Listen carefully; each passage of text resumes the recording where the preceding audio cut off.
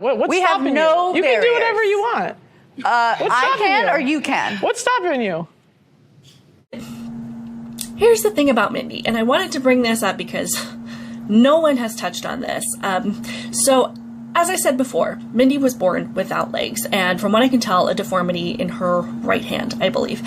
So clearly she is going to have some challenges that people born with 4 functional limbs don't have.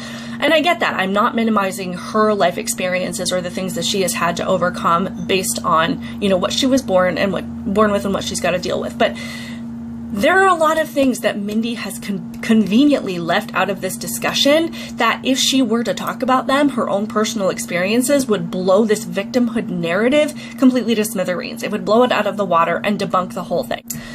So I found this article about Mindie Lind in an arts and culture magazine that's out of Seattle. And I'll just read parts of it and just kind of give you the gist of it. I'll link it in the description box if you want to go look at it. But it just says, from a cloud of mist she arrives, with a whoosh she arrives. On the back of an eagle or with 2 flanking her, she arrives. Superhero singer-songwriter Mindie Lind knows how to make an entrance. When Lindy was a year old, a Swedish Southern Baptist family named the Lindstroms adopted her. She moved often with her new family, from Florida to Virginia to Missouri and Georgia. With a group of her 15 brothers and sisters in tow, she would go out into the southern summer heat and pop tar bubbles in the street for fun. Lindy was born without legs, though she remains as mobile as any person or hero, getting around via skateboard, wheelchair, or by superhero wing. As a girl, I'm so sorry, she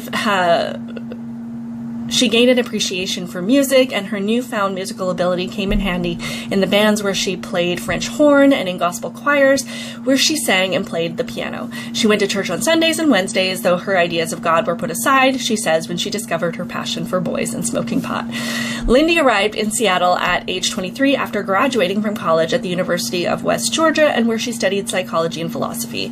She chose the Emerald City, she says, because it was the furthest from Georgia and because of its mountainous and serene water views. She integrated herself in the local music scene after performing at the famed open mic at Cafe Racer. She'd found the place when looking for a good breakfast during her shifts across the street at a listening therapy center. Her voice, much like her physical form, floats, soars, and dances midair. She has performed as an opening act for Ben Folds and HBO's Girls creator Lena Dunham. Lind is also an outspoken advocate of crip culture, known as disability culture, and her writing, which features personal heroes such as disability advocate John Hockenberry, has appeared in The Stranger.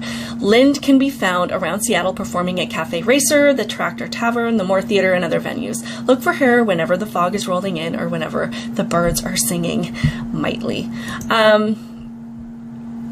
So there are numerous other articles about Mindie, awards she's won, things that she's accomplished, venues that she's played at. She is a sought-after musician. And, I went out of my way to dig up her music, to listen to it, and I have to admit, the music I imagine coming out of a bitter liberal white woman in my head sounds something to the, similar to a cat being dragged through a swamp.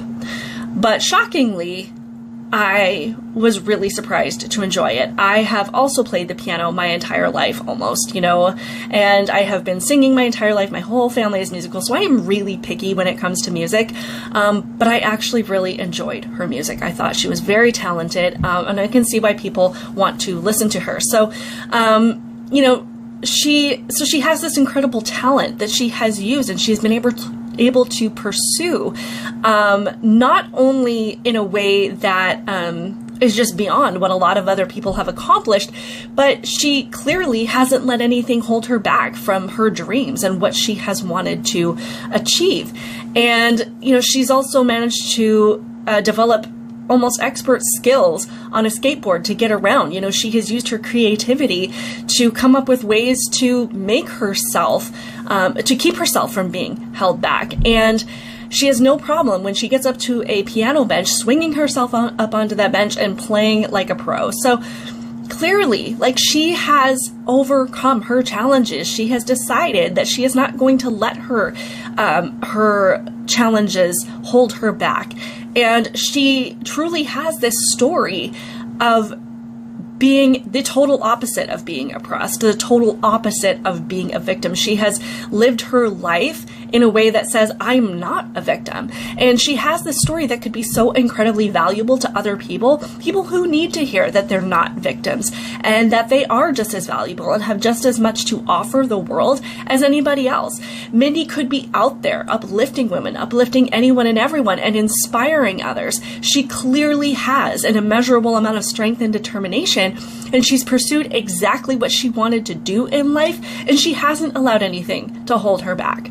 So she's not a victim. She hasn't hid in the shadows or been ashamed of what makes her different, and clearly doesn't see herself as less than anyone else. And that's not to say that every aspect of her life has been easy or that she hasn't had times where she's struggled to deal with her challenges. Nobody's perfect. And even if someone appears to the rest of the world like they're just this constant ball of inspiration and that it's just been so easy for them, of course, you are going to have hard days and hard weeks and times when you really just are so tired of dealing with the things that you have to face. So I'm not saying that it's been a perfect ride for her, but it's absolutely astonishing to me and incredibly tragic that the message she feels is most valuable and the cause that she wants to get behind is victimhood and oppression, when everything else that she personally has done in her life shows exactly the opposite.